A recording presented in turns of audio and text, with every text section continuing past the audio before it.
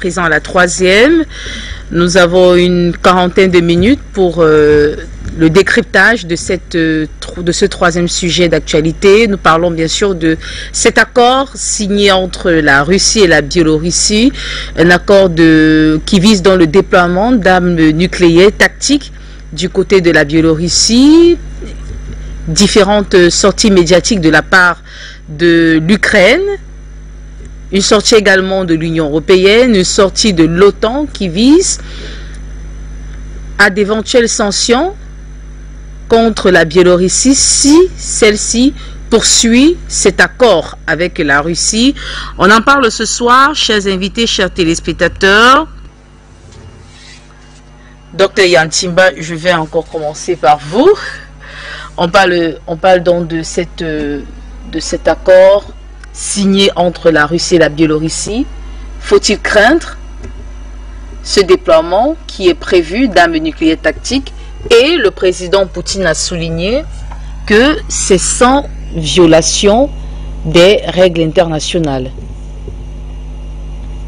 Écoutez, je crois que les seules personnes qui se plaignent de cet accord, ce sont des personnes qui, elles, n'ont pas su respecter des précédents accords, qui auraient dû éviter de placer des armes tactiques, nucléaires tactiques aux portes de la Russie. Je ne crois pas que à chaque fois que les Occidentaux, parfois ils se comportent comme de petits enfants grincheux, pas parce que à chaque fois ils sursautent qu'on va commencer à chercher absolument à ce qu'il y ait une tempête dans des verres d'eau. Pour moi, la situation actuelle, je crois que on ne fait pas attention à ce qu'on est en train de vivre. Si vous regardez ce qui se passait en 1913, entre 1912 et 1913, le déploiement des forces en Europe, vous remarquerez qu'il y a beaucoup de similitudes. Si vous remarquez les tensions entre 1938 et début 1939, vous constaterez que les mouvements de troupes, le positionnement des armées, la construction de beaucoup d'infrastructures militaires, ça ressemble étrangement à ce qui est en train de se faire. Je pense que lorsque Sarkozy dit que le continent européen est le continent le plus sauvage, le plus brutal, le plus violent de l'histoire de l'humanité, il a absolument raison, parce qu'il le dit en connaissance de cause, parce que je crois que pas seulement lui-même, l'un des acteurs principaux de cette sauvagerie. Donc, à la fois verbal, militaire, sous toutes les formes. Donc, je ne suis plus surpris lorsque j'entends les Occidentaux se plaindre quand d'autres peuples cherchent à se protéger. Parce qu'il me semble que si ce sera la première fois que la Russie déploie un tel arsenal en dehors de son territoire, la dernière fois où elle a essayé de le faire, c'était en 1963, à Cuba. Et ça n'a pas eu lieu, le navire est retourné. Mais c'était un avertissement qu'ils envoyaient aux États-Unis, parce qu'évidemment, la presqu'île du Kamtchatka avait été militarisée et qu'il y avait des débordements à craindre au niveau du 53e parallèle en Corée. Donc aujourd'hui, je crois que qu'est-ce qu'il faut craindre? Craindre que la Russie déploie ses missiles, mais la Russie va le faire. Le contrat a été signé. La Russie va le faire. Si elle estime que c'est opportun, si elle a signé le contrat, c'est qu'elle a l'intention de le faire. Il faut observer le comportement des Russes, au moins ces 20 dernières années. Chaque fois qu'ils ont dit on va faire quelque chose, ils le font. Aussi simple que ça. C'est les Occidentaux qui sont dans le bluff permanent, dans la propagande permanente. Les autres ont tendance à implémenter ce qu'ils annoncent, à exécuter ce qu'ils annoncent, à faire ce qu'ils disent. Aussi simple que ça. Les armes nucléaires qu'ils veulent déployer en Biélorussie, évidemment les cris d'orfraie, c'est oui, la prolifération nucléaire, sauf que quand ils ont lancé AUKUS, vous savez ce que c'est, cette organisation qu'ils ont créée dans le Pacifique Sud, quand les Américains, les Anglais, les Australiens ont lancé AUKUS, il me semble que il n'y a pas eu de cris d'orfraie à travers le monde. La Chine a simplement mis en garde contre la prolifération nucléaire, c'est tout. Et le président américain a dit qu'il n'y aura pas d'armes nucléaires. Et j'espère que quand on exigera le contrôle par l'AIEA et par des inspecteurs venus du monde entier, il n'y aura pas de questions, on ne va pas opposer aux gens la souveraineté ou les raisons d'État. Donc aujourd'hui, si la Russie s'y met, c'est parce qu'effectivement, on se rend compte que la Biélorussie est sous pression parce que c'est les Russes et c'est le dernier état tampon entre la Russie et l'OTAN. Et en même temps, c'est une... je crois que c'est tout à l'heure, Batangini parlait d'échiquier. Eh bien, les Européens veulent jouer. Ben, ils ont en face un joueur d'échecs. Parce que la Biélorussie, en y déployant des armes nucléaires tactiques les plus simples, ça permet de gagner environ 1 millier de kilomètres par rapport, par exemple, à Moscou. Et grâce à ça, des armes de moyenne portée peuvent toucher jusqu'au Portugal. Donc c'est toute l'Europe qui est en réalité, c'est-à-dire que si on laisse les armes balistiques, tout ce qui est balistique, on laisse tout ce qui est hypersonique, simplement les armes traditionnelles, l'Europe se retrouve à portée de ces tirs, de ces stations, de ces bases de tir. Le problème aujourd'hui, c'est que lorsqu'on envoie les chars Léopard, lorsqu'on organise, on renforce les positions de l'OTAN à l'est de la Pologne ou dans d'autres pays, eh bien, on n'entend pas les gens se plaindre. Mais de quoi est-ce que l'Occident se plaint? En fait, nous les Africains, nous sommes quand même étonnés par cette façon de faire où les gens mettent la pression, mettent les autres sous la pression, et lorsque eux ils se retrouvent sous pression, subitement il faut en appeler à la morale, à l'éthique, à l'histoire, à Dieu et à je sais pas trop à quoi. Il y a quand même quelque chose qui cloche dans ce comportement là. Donc je pense et je crois que nous les Africains, nous le pensons comme ça. Nous pensons que cette escalade de la violence entre l'OTAN et la Russie et la Chine maintenant, puisque ouvertement ils accusent la Chine, devrait cesser. Parce que ça ne profite à personne, mais surtout parce que au fond, l'OTAN ne veut peut-être pas l'accepter, mais je ne suis pas tout à fait sûr que l'OTAN soit de taille aujourd'hui à affronter la Russie. Vous vous souvenez de comment les Russes ont rendu atone et aphone toute une armée marine américaine dans le port de Tartous en Syrie. Donc je crois qu'il faut tenir compte de tous ces éléments-là et faire attention à ce que les éléments stratégiques ou disons les options stratégiques des uns et des autres ne créent pas finalement une escalade qui devienne irréversible. Donc pourquoi la Russie déploie les armes nucléaires en Biélorussie? Mais parce que la Russie se sent acculée par ces gens qui tous envoient des armes à l'Ukraine, qui tous ne font que faire reculer la frontière de l'OTAN vers l'Est, et la Russie essaie de trouver les positions qui lui permettent d'avoir toute l'Europe à portée des armes courtes, des armes de courte portée, de moyenne portée, et de pouvoir se défendre efficacement. Et je crois que ce qui s'est passé avec la CPI a poussé effectivement les Russes à aller jusqu'au bout. Parce que lorsque vous avez... bon, là, je ne crois pas que la Russie craigne pour ça, parce qu'elle n'est pas partie liée à cette affaire dont vous connaissez la position, pour laquelle vous connaissez la position de tous les panafricanistes. Mais c'est un signal qui demande à la Russie d'upgrader, d'optimiser sa position par rapport à l'Europe et par rapport à l'OTAN. Donc, je crois que ce qu'il faut craindre au pire, c'est peut-être une maladresse de l'OTAN. Parce que vous savez, en Corée du Nord, il y a un général américain. Le général américain qui commandait les troupes américaines avait proposé de larguer une bombe atomique. Vous imaginez s'il y avait eu une guerre atomique en 1953 dans le cadre de la guerre de Corée? Il faut craindre que cela ne se produise pas en 2023. Parce que c'est le risque en fait qu'on court. que 70 ans après, les Américains se retrouvent à dire testons encore une bombe atomique, on va voir ce que ça va donner. Donc c'est la seule chose qu'il faut craindre, une maladresse de la part de l'OTAN, mais je pense que la Russie est mesurée dans sa façon de faire, et nous espérons qu'elle maintiendra cette mesure, cette espèce de maîtrise que la Chine, que le soutien de la Chine est allé renforcer il y a quelque temps. Alors, Monsieur Gamalabina, le directeur du Conseil ukrainien, n'a pas tardé donc à réagir. Il a affirmé sur Twitter: le Kremlin a pris la Biélorussie en otage nucléaire. Le chef également de la diplomatie européenne a averti que l'Union européenne était prête à adopter de nouvelles sanctions contre la Biélorussie si le pays déployait des armes nucléaires russes sur son territoire. Et n'oublions pas également la sortie de l'OTAN qui s'est exprimée sur ce déploiement. La porte-parole de l'Alliance a déclaré que la rhétorique nucléaire de la Russie est dangereuse et irresponsable.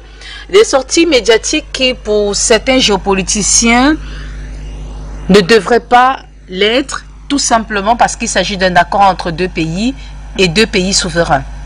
Quel est votre regard? Déjà, il faut se souvenir de ce qu'est la Biélorussie. C'est un pays qui est allié depuis très longtemps avec la Russie, qui a eu des hauts et des bas, mais la relation est bonne.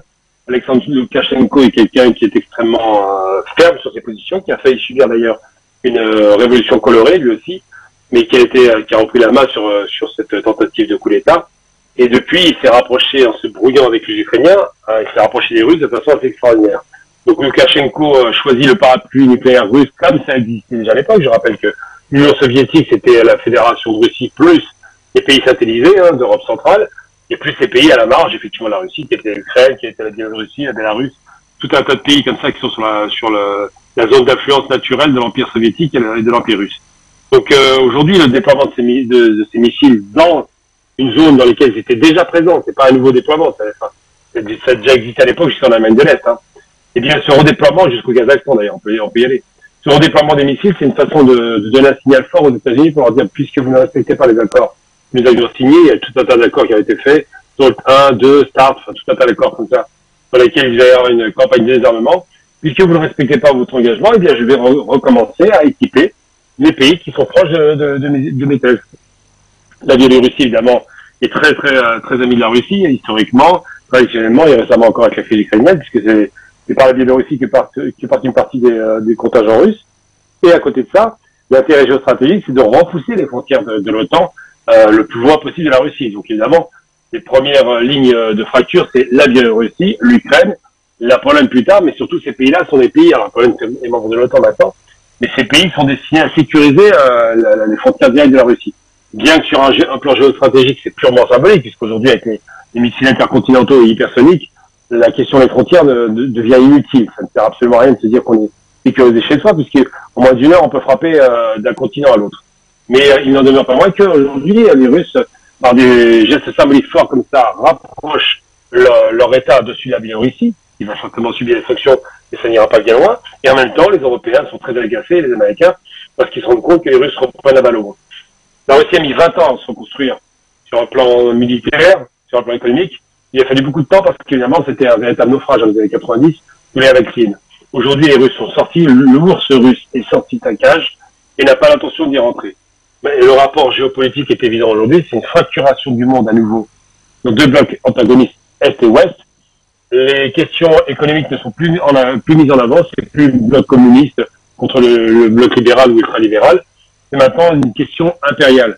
L'impérialisme occidental face à l'impérialisme russe, qui existe, et chinois, ce sont les empires traditionnels, des empires qui n'étaient pas forcément hégémoniques, qui ne cherchaient pas à conquérir le monde, mais qui ont quand même été des empires sur leur propre terre. Aujourd'hui, ces empires cherchent à sécuriser leur terre et utilisent les moyens les plus évidents. Donc c'est purement symbolique, le redéploiement des missiles nucléaire en Biélorussie, mais ça n'est pas une nouveauté, ça a déjà existé, c'est un retour du passé, et ça confirme effectivement qu'on est dans une démarche de retour de la guerre froide qui ne dit pas son nom. Donc simplement les Russes jouent encore un coup de poker qui fonctionne, et le même coup assez magistral en termes économiques quand ils ont imposé le rouble comme monnaie de référence. Poutine a parfaitement réfléchi son coup et aujourd'hui il le fait magistralement. C'est un jour d'échec qui ne se trompe pas. Et face à lui, là aussi, des joueurs d'échecs. On a parlé de Brzezinski, qui était un grand joueur d'échecs, mais pas seulement, beaucoup de grands joueurs d'échecs, comme les Guerriers demain. Donc, c'est ce qui se passe, que les hommes jouent des parties fines, ils le font très bien, et celui qui remportera la partie, effectivement, sera celui qui aura le plus de cartes à mettre en avant et le plus de pions à satelliser. Bouquet, faut-il craindre les sanctions qui ont été annoncées contre la Biélorussie si elle poursuivait cet accord avec la Russie, ou bien?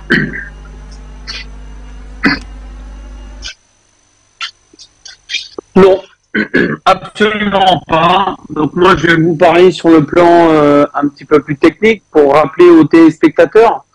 Je suis reporter de guerre donc dans le Donbass depuis plus de 10 mois, principalement à Donetsk, Soledar, Mariupol et Bakhmout.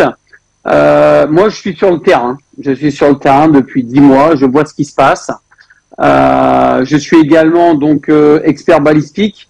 Je suis le seul expert balistique étranger du côté du Donbass qui aide donc le gouvernement du Donbass et la Russie pour identifier les armes occidentales qui ont été spectateurs.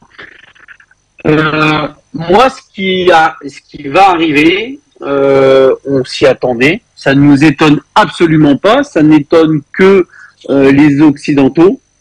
N'oublions pas que la Biélorussie est l'un des pays, on va dire, je pense même le pays le plus ami, si je puis dire, de la Russie.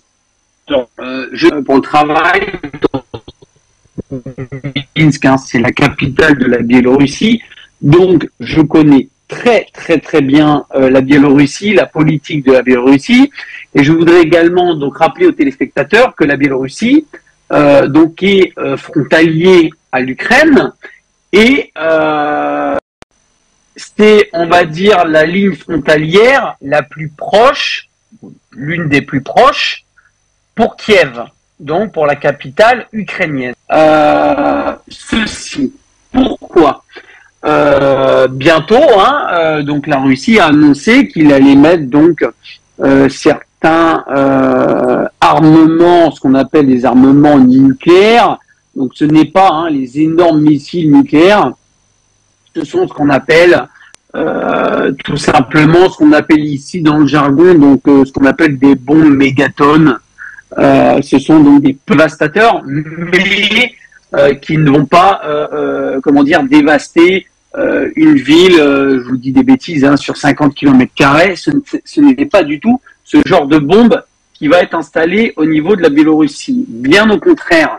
C'est pour ça que je tiens à préciser, je vous rappelle que la ligne frontalière de la Biélorussie est l'une des plus proches avec Kiev, et nous avons maintenant l'installation, entre guillemets, de ces petites bombes nucléaires, qui serait donc l'installation de lancement de bombes nucléaires la plus proche avec Kiev.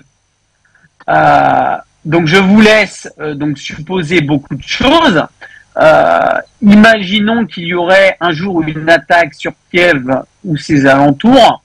De notre estimation, et ça peut être vérifié sur Internet, il faudrait moins de 30 secondes, je répète, moins de 30 secondes pour qu'un missile donc décolle de la Biélorussie et explose à Kiev. Moins de 30 secondes. C'est-à-dire que ce temps minimaliste, et vous pouvez donner toutes les armes du monde entier à l'Ukraine, à Kiev, il est impossible à aucun des pays du monde entier de pouvoir réagir en moins de 30 secondes sur de telles puissances de feu. Ça, c'est la première chose. Et comme vous le savez, vous pouvez avoir un système donc anti-aérien extrêmement perfectionné. C'est ce qu'a la ville de Kiev en Ukraine. C'est-à-dire que la ville de Kiev a justement des systèmes donc anti-aériens extrêmement perfectionnés, américains, français, allemands, si je dis pas de bêtises, italiens. Mais ce n'est pas du 100%. Vous pouvez voir, il y a encore quelques mois, les attaques. Je vous donne un exemple. La Russie va envoyer 100 missiles pas du tout nucléaire sur Kiev, sur 100 missiles, vous avez un minima de 20% qui passera. Donc vous avez quand même minimum 20 missiles sur 100 missiles qui atteindra ces cibles par rapport à ça. Donc je vous laisse imaginer si ces missiles donc sont des missiles nucléaires, vous avez un minima, je dis bien un minima de 20% de taux de réussite, donc vous aurez 20% de ces missiles qui toucheront son objectif. Ça, c'est la première précision. Deuxième précision concernant l'OTAN. Bien sûr, on ne cesse de répéter que pourquoi la Russie a réagi de telle sorte, donc le 22 février 2022, c'est aussi parce que il avait averti depuis de nombreuses années, il avait donc interdit à l'Ukraine de rentrer dans l'Europe, il avait interdit donc à l'OTAN de se rapprocher de ces lignes frontalières russes, interdit bien évidemment donc à l'OTAN de mettre que ce soit des lanceurs de missiles ou quoi que ce soit de nucléaire aux abords de ces lignes frontalières. Ça n'a pas été respecté. On a justement ce rapprochement. On peut regarder aujourd'hui maintenant la Suède, la Norvège, qui veut une aide donc de l'OTAN, ce qui voudrait laisser supposer que la Norvège et la Suède pourraient laisser l'OTAN mettre donc du coup une défense d'aérienne ou d'attaque donc nucléaire qui serait inadmissible. Vladimir l'a dit, serait inadmissible et ça serait du coup pratiquement comme un acte de guerre. Donc pour cela, vous avez ce qu'on appelle des réactions. Vladimir Poutine prend les devants, comme il sait le faire, tout simplement, et il décide avec donc la Biélorussie de mettre en place donc ces bases, on va dire, de lancement de missiles nucléaires à courte portée. Des informations que j'ai aujourd'hui, c'est-à-dire qu'au jour d'aujourd'hui, je n'ai pas d'information qu'il y aura des bases de lancement longue portée en Biélorussie. Cela peut changer, bien évidemment. Ça, il faut bien le comprendre. Mais ça ne choque personne. Toute personne comme moi qui est dans le domaine militaire ou politique, géopolitique, géomilitaire, ne sera pas, il n'est absolument pas étonné de justement ce qui va être installé en Biélorussie. Ça, c'est une certitude. Donc, pour que les téléspectateurs comprennent bien, c'est une suite logique, en fait, de mesures que Vladimir Poutine est en train de prendre actuellement, qu'il avait dit qu'il allait prendre. Donc, il n'y a rien d'étonnant. Il ne faut pas s'étonner. Il ne faut pas se dire « Oh mon Dieu !» il va mettre ceci, donc ça va être la Troisième Guerre mondiale. Absolument pas. C'est de la dissuasion. Je vous rappelle aux téléspectateurs que le nucléaire reste pour l'instant une arme de dissuasion dans tous les pays du monde. Je dis bien dans tous les pays du monde. Et ça, il ne faut pas l'oublier. C'est un petit peu une guerre géopolitique avec le nucléaire qui va faire peur le premier avec ces gros missiles nucléaires, excusez-moi pour la synthèse, mais c'est exactement ça, c'est-à-dire qui va faire peur le plus à l'autre, qui va stopper en premier, et malheureusement, quand on parle de Vladimir Poutine, c'est une personne qui renonce à rien, c'est une personne qui n'a peur de rien, et encore moins de l'OTAN ou des Occidentaux. Donc j'espère et je fais un appel à la prudence aux Occidentaux et aux Américains. J'espère qu'ils vont être prudents, qu'ils ne vont pas faire une réponse à ces installations en Biélorussie qui seraient disproportionnées ou démesurées ou qui pourraient encore une fois mettre le feu aux poudres par rapport à ce jeu, si vous voulez, ce qu'on pourrait appeler donc ce jeu nucléaire. Je dis bien pourquoi j'appelle ce jeu nucléaire, car comme je vous l'ai dit, pour moi, c'est un jeu du chat et la souris, si vous voulez, de qui va être le plus fort, qui va montrer les plus gros muscles, et rien d'autre. Moi, ici, je suis sur la ligne de front. Ici, on se bat avec des kalachnikovs, avec des obus. avec bien sûr des roquettes, certains missiles.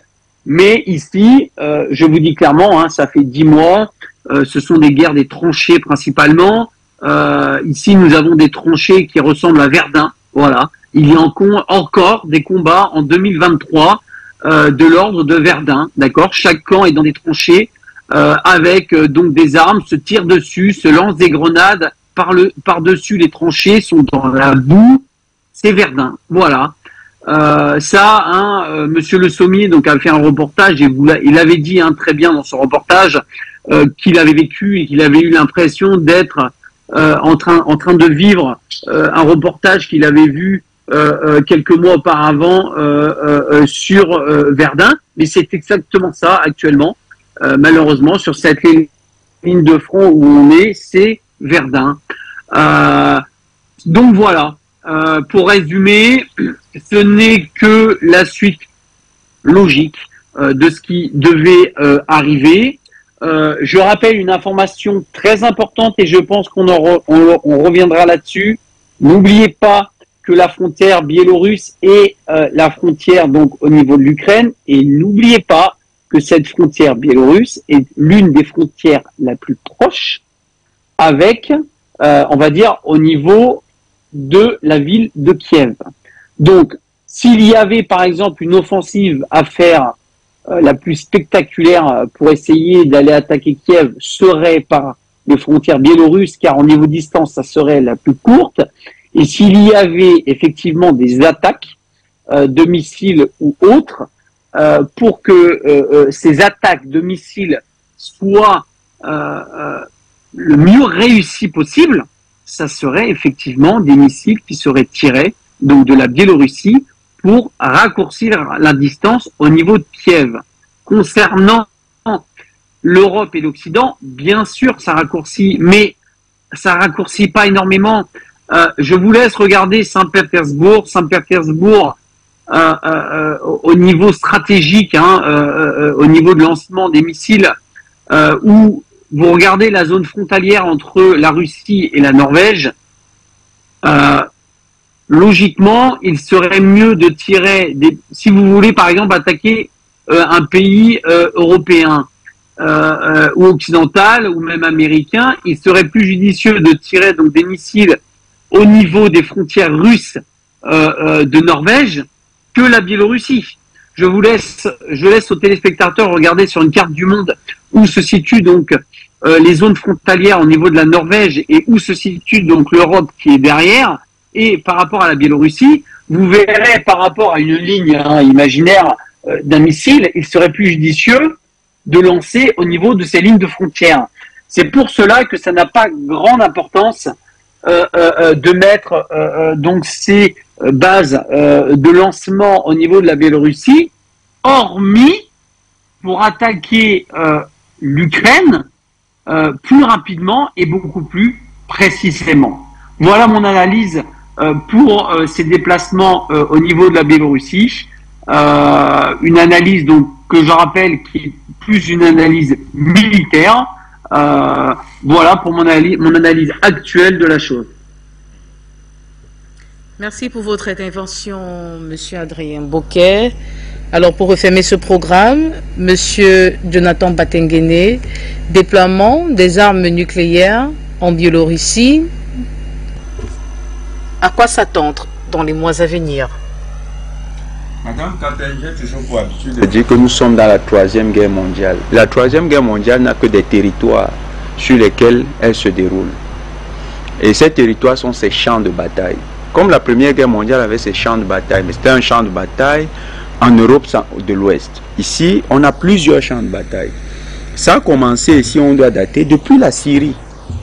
C'était déjà la 3e guerre mondiale qui avait commencé là.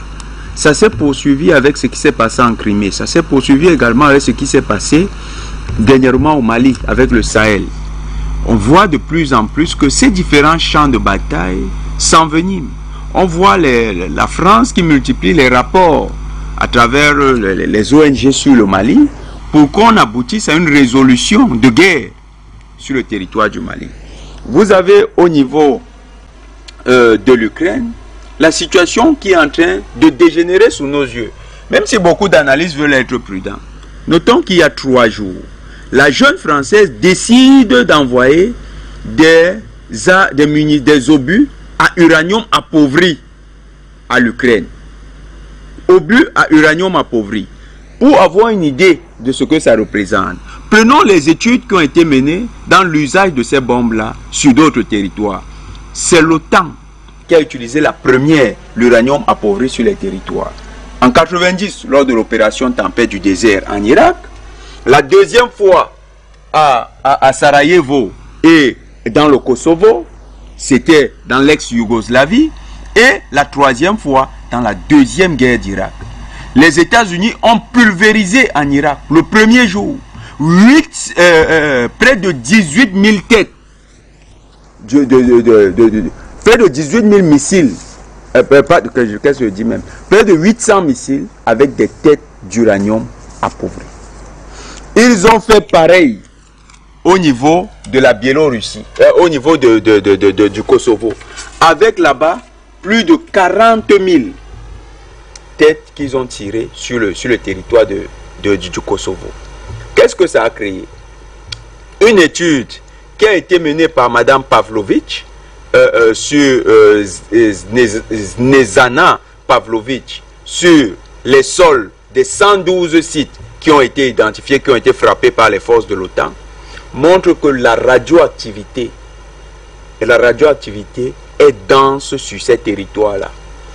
Une autre étude qui a été menée par le programme des Nations Unies pour l'environnement à Fallujah, pour la bataille de 2004, où les États-Unis ont utilisé une grande quantité de munitions à uranium appauvri, a montré que le niveau de radiation sur le sol était comparable, était similaire à celui de l'usage des bombes conventionnelles, notamment Hiroshima.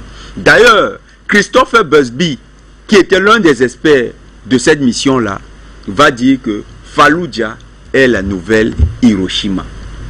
C'est pour montrer un peu. On était donc dans les niveaux d'irradiation proches de Little Boy. Little Boy, c'est quoi? C'est 15 kilotonnes. La bombe qui a pulvérisé Hiroshima. 15 kilotonnes. C'est la mesure de... C'est l'unité de mesure du nucléaire.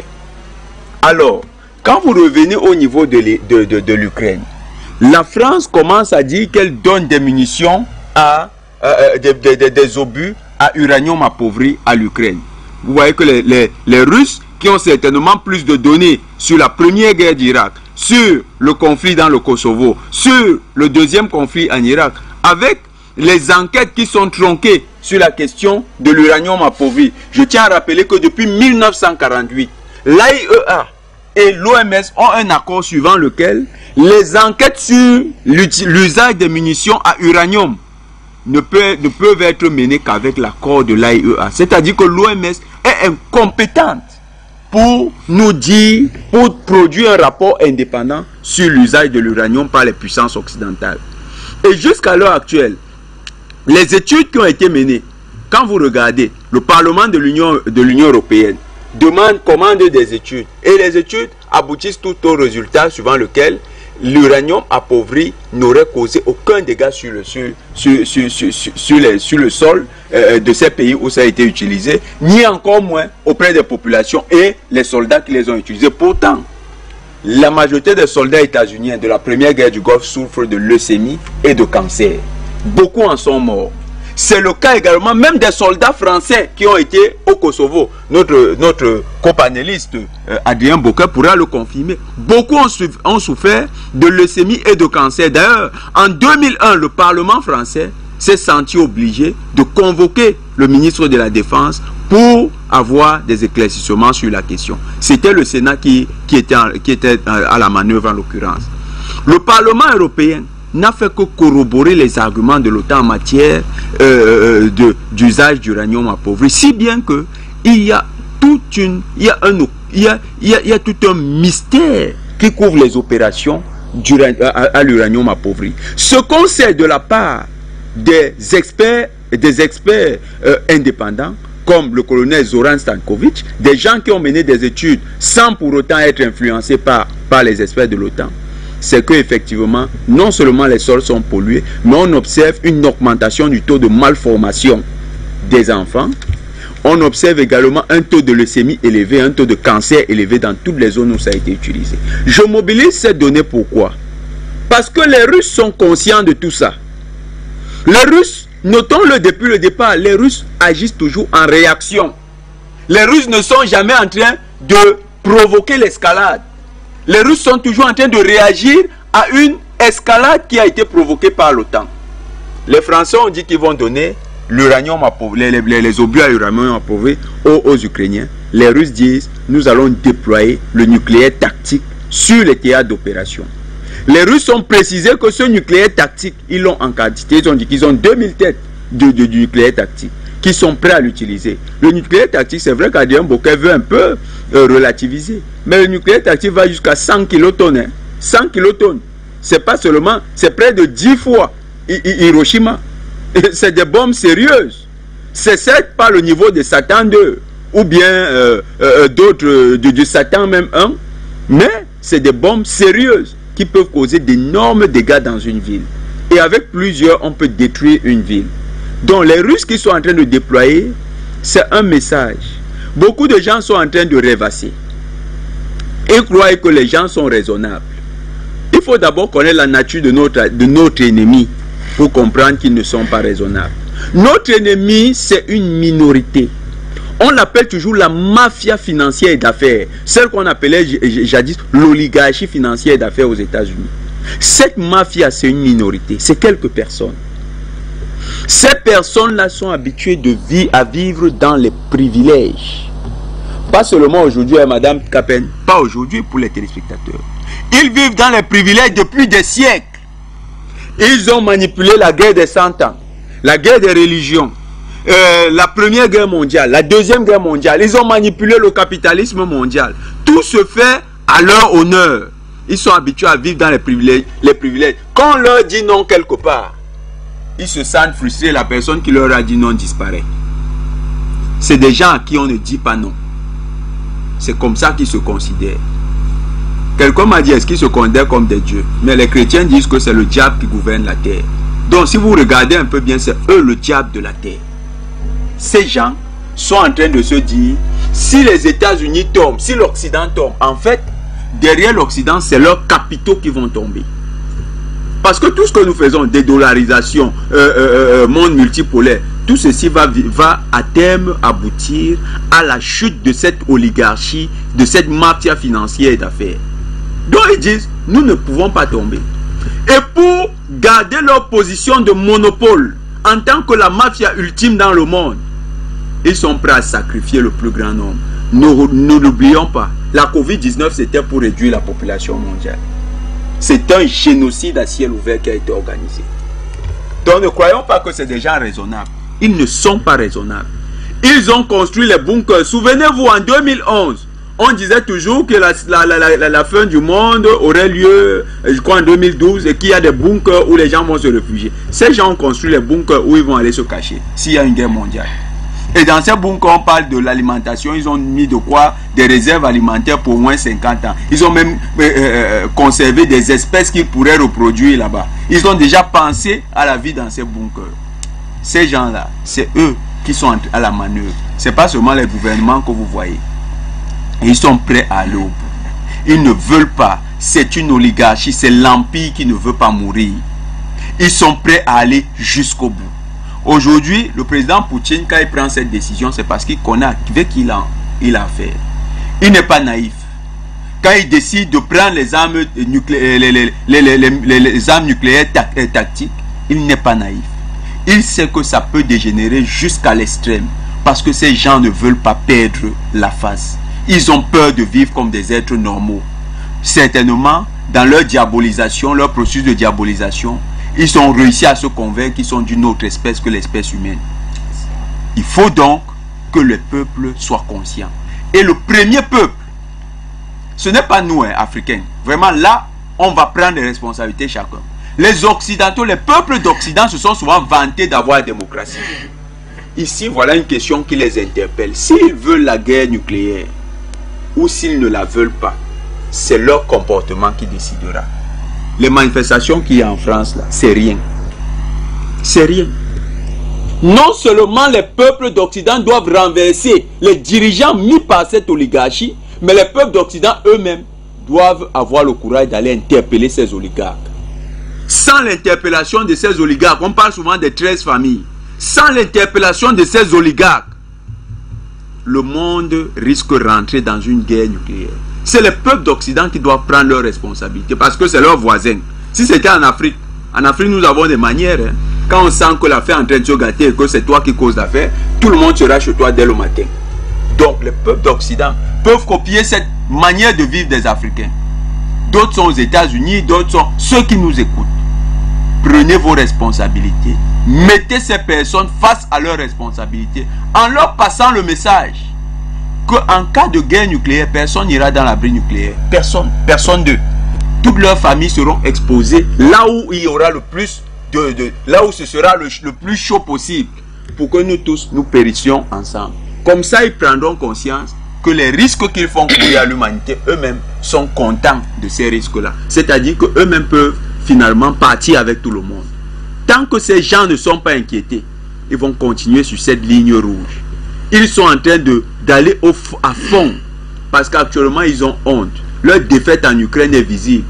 Ils ne veulent pas dire qu'ils ont perdu. Ils veulent continuer d'être cet empire dominant. Ils veulent continuer de diriger les peuples avec arrogance. Cette minorité, qu'elle sache une chose, sa fin a sonné. Et les peuples d'Afrique, nous espérons une chose. Même dans le chaos, il y a des miracles. Parfois, vous brûlez une maison, après vous venez trouver un petit objet qui a survécu. Donc, peu importe, les gens qui parlent de les têtes nucléaires, là, même dans l'hypothèse d'une guerre nucléaire où les deux hyperpuissances se sont visés tous leurs missiles nucléaires, je vous garantis qu'il y aura toujours une portion de la Terre qui sera vivante. Et l'Afrique a toujours cette capacité d'être un miracle.